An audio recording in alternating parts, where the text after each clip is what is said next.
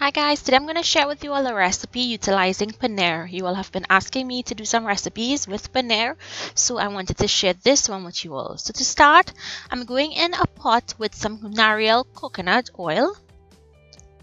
You want the pot to be on a medium heat, then go in with some chopped paneer. We're going to allow this paneer to brown on all sides. Now you can brown it as dark or as light as you want. Once it's nice and brown, go ahead and take it out of that oil, drain it and set it aside. Into that same pot, I'm going in with some chili infused coconut oil from CGA Limited. This can be found on Amazon. Go in with some chopped onions and saute until it's tender.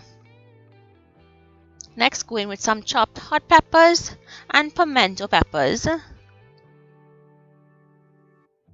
some chopped garlic. And we want to saute this until the garlic turns a light brown color. Next, go in with some pigeon peas and saute for 1 minute.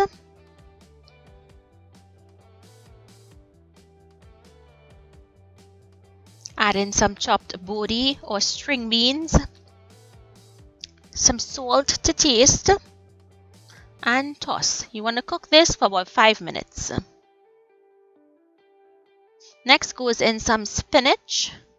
Now this is frozen cooked spinach, and I'm seasoning it with some adobo all-purpose seasoning.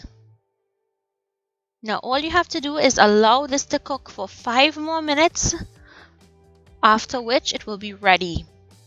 All you have to do is add in the paneer, toss to combine, taste and adjust your salt, and then this will be ready to be served.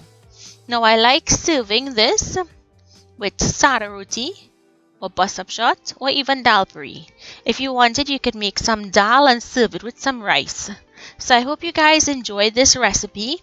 If you don't have paneer, you can make it without the paneer.